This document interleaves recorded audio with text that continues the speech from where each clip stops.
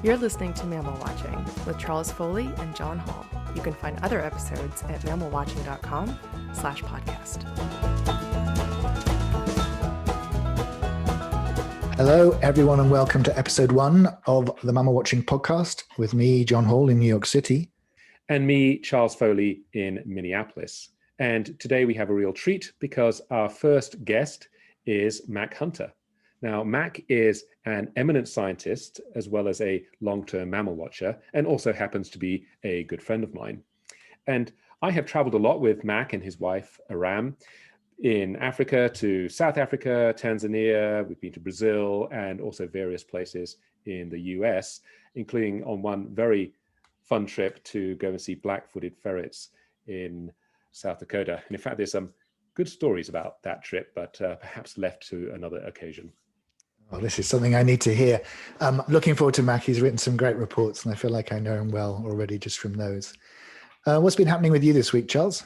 I've been following a story that I've been tracking for a number of years now about cheetah being reintroduced into India. And it looks as though this is actually going to happen. So by way of a bit of background, cheetah were native to India. In fact, they were quite common over there. And then they went extinct in the 1940s because of overhunting and habitat loss. And since then, there have been various efforts to reintroduce them into the country. And it sounds as though they will be introducing 8 cheetah from Namibia into Kuno National Park in Madhya Pradesh. Now, this has proven quite controversial with some conservationists who, for a start, worry about introducing a non-native subspecies into an area, and also worry that the park in question may be too small and may not have the prey base to actually sustain a viable population of cheetah. Now, the romantic in me says I would love to see cheetah in India again.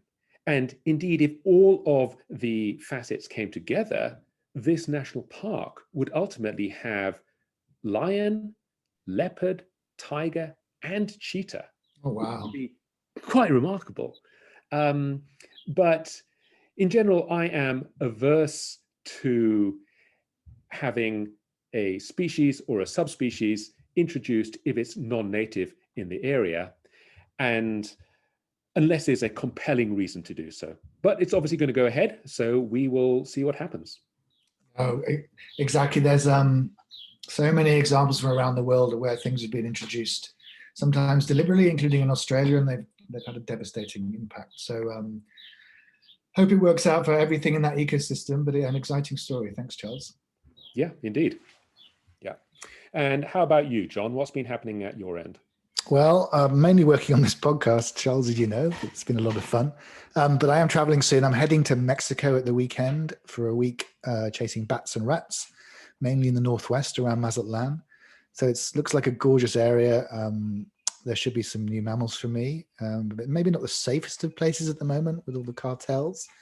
But I'm assured by my friend I'm traveling with, who's Mexican, that he knows the safe places. But if you do see a photo of someone looking like me on CNN hanging under a bridge over the Rio Grande, then it probably is me. So could you please update my mammal list?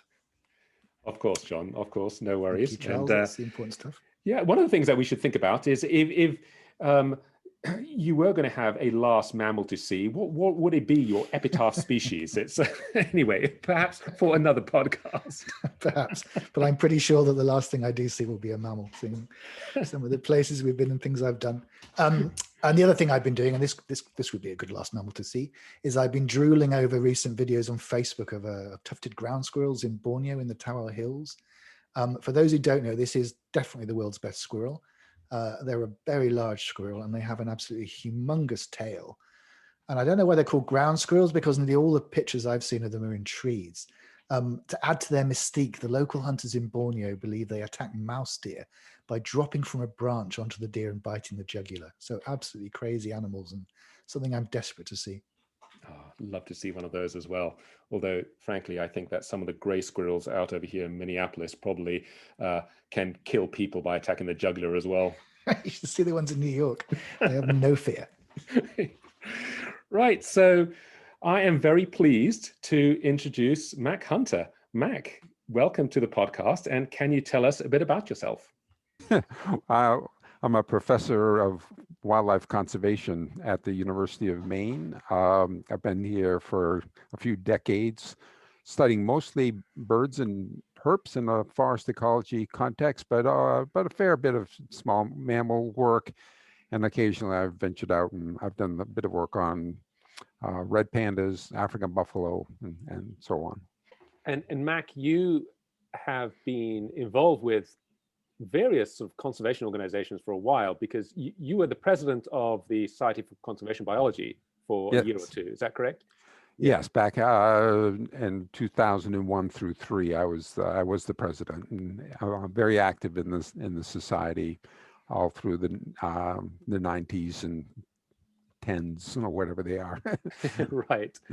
And also you've done quite a lot of work with the Nature Conservancy in Maine, haven't you, as well? Yes, actually, and Maine and globally. So yeah, I'm very active in local land conservation here in Maine in particular. I probably should have said earlier, I'm semi-retired now, only working 25% or getting paid for 25%, working more like 50 or 3/4. But when I'm not working, very active in land conservation circles.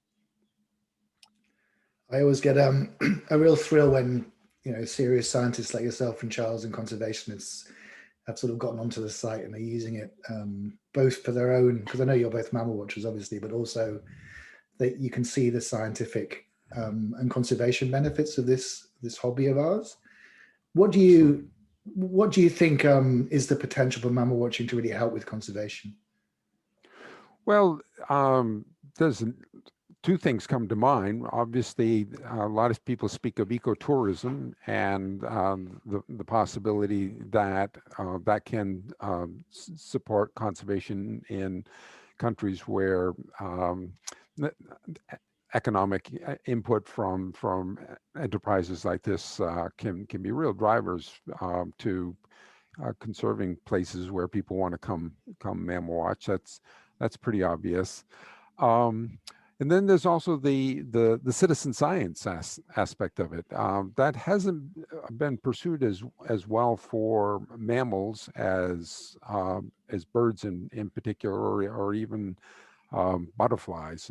But there's potential there for meaningful data to be obtained by mammal watchers.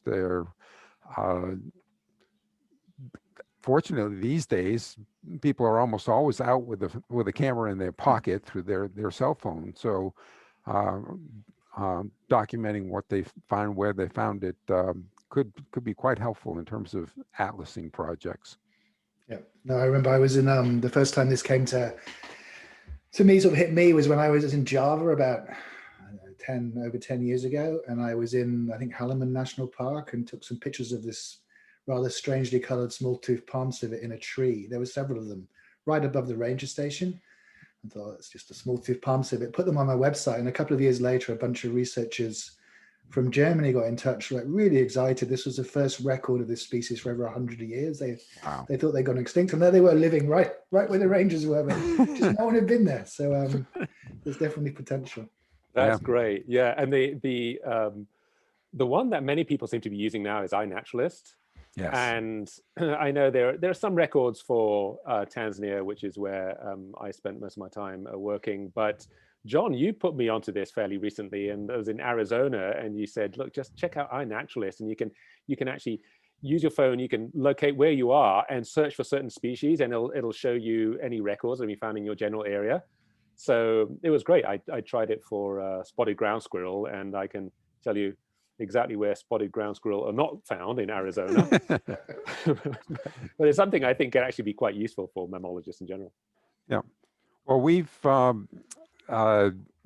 initiated a reptile and amphibian atlasing project for the state of Maine back in 1984. It's actually one of the first citizen science approaches to herps. And we're gearing up to do a third edition of our book on Maine herps, and iNaturalist is turning out to be by far the best way to get records into the system. It's very efficient.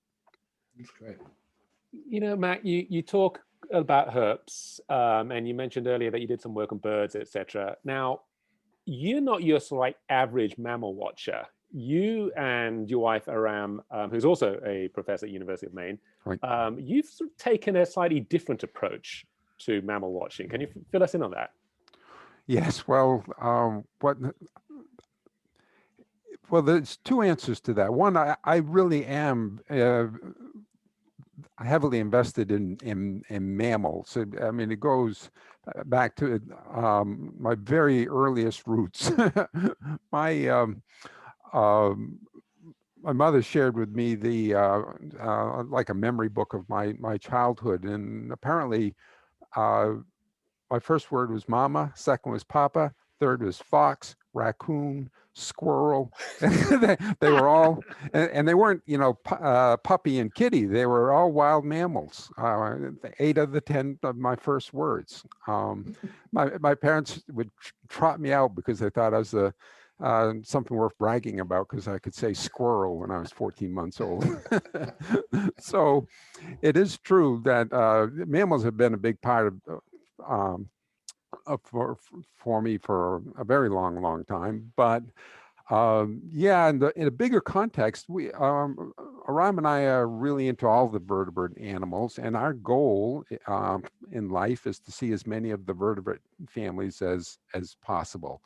We got through the birds in about 25 years to get to all but one of the bird families. We're waiting for things to get a little more pleasant to travel to the Philippines to finish off that list. But for the last 10 or so years, mammals have been trying to see all the mammal families that we practically can, have been a big part of it. And as that unfolds, we're keeping track of the herps and make some special efforts for them, and fish. We're scuba divers, so we've actually seen more families of fish than any other, because there are so darn many. Anyway, yeah, so at last count, we're up to 126 of the 159 mammal families recognized in the Handbook of Mammals of the World, and we're just going to keep cranking away at them. Unfortunately, we're down to mostly bats and rats at this stage, so all the great exciting ones that are sort of are mostly behind us. Fingers crossed for a linsang at some point, or pygmy right whale will be amazing if we ever pull that one off. But yeah, there was one in pygmy right whale. The only one I ever sort of heard about that was seeable, and it was before I was there. I think there was one in Albany in Australia hanging out. That's right. I remember for a few that. months. There was also one off Cape Town quite more recently, but yeah, that's a really hard one. But I'd love to see that. That's one of those that you have to be in your situation, Mac, retired. Basically, you hear about it, you jump on the plane, and off you go. Yeah. Otherwise, well, a lot of our friends accuse us of being jet setters, but I can't quite see myself dropping everything and flying to Australia on the chance of glimpsing a right whale. Never say never. Yeah, exactly. It's yes, no. I think it's a really interesting approach, that taking looking at families. I do vaguely remember now swimming down some river in Brazil looking for some type of fish. That's that's right. Yeah, that's right. Can't quite remember what that was, but anyway, not quite sure how I let you talk me into that. Wasn't that a fabulous experience? It was great, Mac. I think we got 3 families of fish that day. What are some of your other favorite mammal watching experiences? Oh my goodness! See, I anticipated this question, of course, and interestingly enough, I mean, I've been 2 or 3 trips a year for decades all over the world. So I've had all the classic experiences with polar bears and tigers and gorillas and so on. But I have to say, arguably my most memorable experience was right here in Maine, off the coast of Maine with northern right whales. Of course, special because they're, one of the rarest species of mammals, just a few hundred of them left. And I've been lucky enough to see them many times. Unfortunately, not with Charles when he visited me. I think it was a weather issue. As I recall, we couldn't get offshore for the few days you were with us, if I recall correctly. Story of my life, Max. Yes. But the very first time I went out with a team of researchers from the New England Aquarium, we experienced they call a SAG, which means either surface active group or sexually active group, depending on who you ask. And basically it was a dozen male right whales churning the surface into a trough, trying to access a single female. And we watched this from a few like 5 boat lengths away for 30, 40 minutes before it dissipated. That was unbelievable to see. A dozen gigantic mammals frolicking. I'm not sure frolicking is quite the right verb, but they were very agitated. It was quite amazing sight.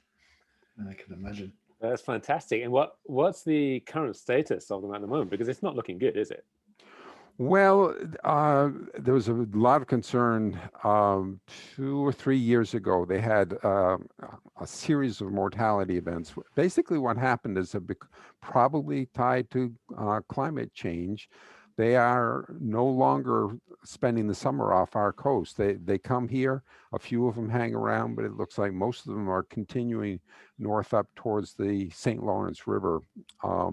And near the Gaspé Peninsula, and they're getting into trouble up there. They in terms of ship strikes and the like. It's a major shipping heading into the St. Lawrence there, and so there were, I forget the numbers, but a worrying number of adults were killed in one summer a few years ago. And then we had a couple of years with little or no reproduction. So people have been extremely worried.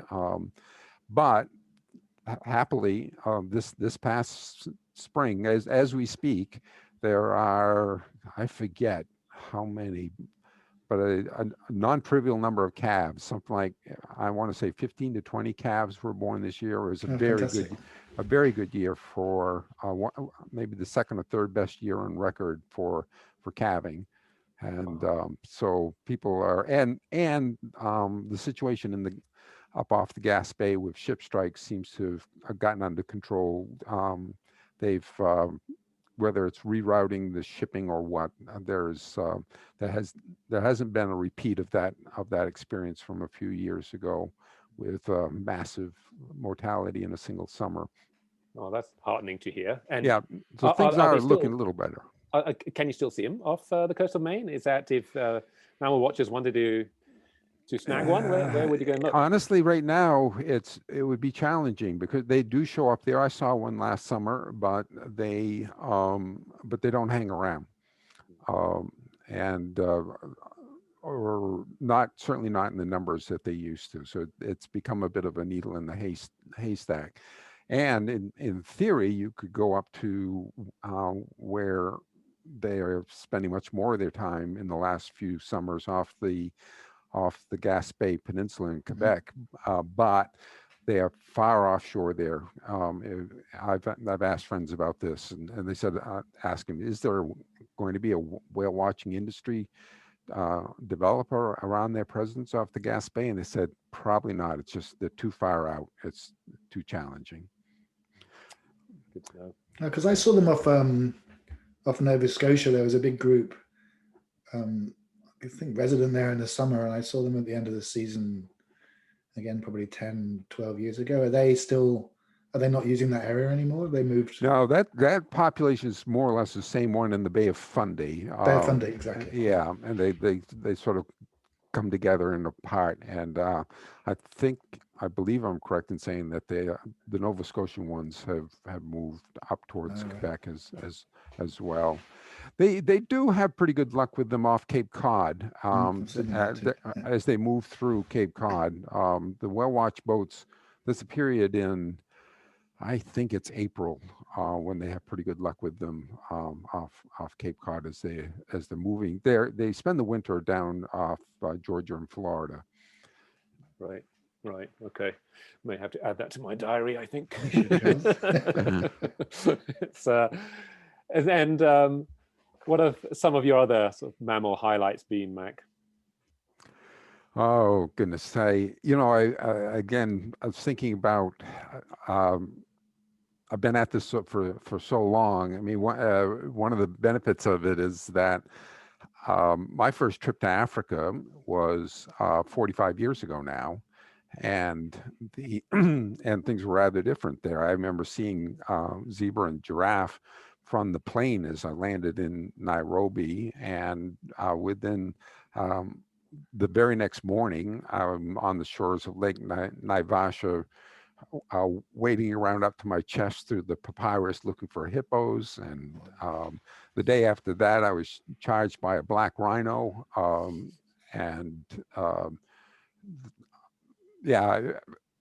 not exaggerating when I say the very first rhino I ever saw was 15 meters away and charging straight at me when I first saw it.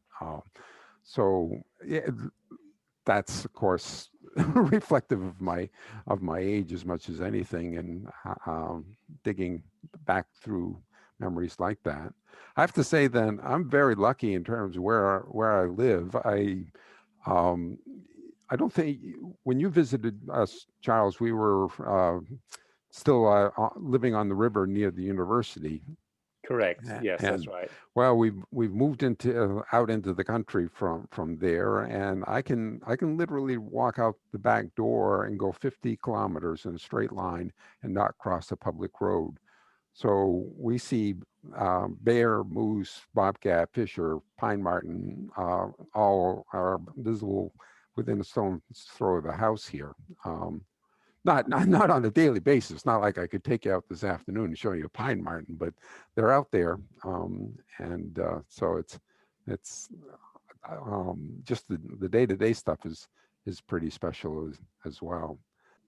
So, do you have any? One of the questions we wanted to ask was whether you have any tips on how to find certain species. I know you've seen some like really interesting stuff over the years. Yeah, but honestly, I don't have any great insights, and certainly to you two. Oh my goodness, but to state the obvious, for most species, if you're in the right time at the right place, you're going to have a very high likelihood of success. So it's a matter of figuring that out, and in some cases, like two that come to mind are Selenodon and which left to your own devices, you could spend a lifetime wandering around and not see either of those, but you get the right person to take you to the right place at the right time.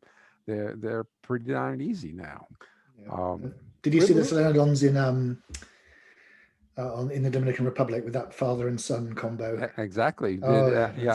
Same experiences as you there. It was quite magical. And the was that in Ferencarina Forest? No, the what's the? Oh, it's a new site just outside the near Ranomafana National Park. Yes, and it's the cheat there is that they've got radios on them.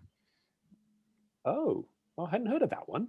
Yeah, you kept that one to yourself, didn't you? That was a trip report up. Was it?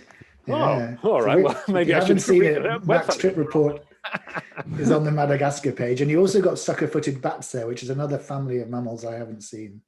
Yeah, same day, same site. Wow, 3 families in a day. They were quite the folks there were quite used to people coming to see the eyes. That was all very easy to organize. When I started asking about sucker-footed bats, that took some digging, but I found somebody who had been a research assistant for somebody who'd studied them 10 years ago and knew how to go find them. It was pretty straightforward, really. Oh, fantastic. I think I know where my next trip will be. Yeah, I do remember seeing eyes off again, close to Ranomafana, but there's a little lodge over there, and there was an island where they were native, and then they essentially cut the island off. Sorry, it wasn't an island, it was part of the mainland, and then they sort of made a little trench so the eyes couldn't leave, and then they added some more, and they sort of feed them. So you go there, and it's wonderful to see them. You get a fantastic view, but they're not really wild, at least not in my opinion. So yeah. We had actually so my first II experience involves our mutual friend David Wilcove, a trip to Madagascar, I think it's about 12 years ago now. And eyes were a target for us then. And we were out one night, and our guide points to some eye shine in a tree that's roughly 200 meters away and says, "That's an eye." So we're all looking through our binoculars, and literally all we can see is two eyes reflecting back. So how do we know? He might be right, but but no corroborating it. But we were, a guy named Larry Masters was with us, and he took photographs of these eye shines. Went home and did some digital magic, and you could actually see a bit of a silhouette of the animal behind the eye shine, and so it started looking a little bit promising. At least it was the right shape and size. You could tell that. And then Don David Wilcove went and got one of his graduate students to artificially doctor it up so that it went one more pass of digital optimization. He made that photograph look like where you open up your file and you say, "Oh my God, it is an eye." But it was all him pulling a fast one on us. That said, I did a friend, I don't know if you know her, Eleanor Sterling from the American Museum of Natural History. She did her PhD on eyes. I showed her the second optimized photograph, and she looked at it where it was, time of day, time of night, time of location, etc. She said 95% likely that was an eye. But talk about meaningless. Yeah, exactly. All that does is tempt you, Right. So we had to go back and get a good one. Yeah. Fair enough. And so obviously you've been doing this for 25 years or so. Things must have gone wrong at some time. What experiences can you tell us about that? Well, I actually, the one thing that comes to mind was the Dryandra Forest in Western Australia, where we went for numbats, and we were really, really keen to see numbats, and we worked our tail off for 3 days, just trying to be as strategic as possible. Whatever, we did everything humanly possible to see a numbat. And it got to a point where on late in the afternoon on the third day, I said, "Sorry, we got to go. We want to be at our next destination, actually down in Albany, before dark. So we got to leave." So we reluctantly got in the car, drove out of the little parking lot at the picnic ground, and a numbat ran across the road right in front of the car. And we were to jump out and follow it for the next 30 minutes. So that was unbelievable serendipity. I mean, literally 3 more seconds, and we would have missed it.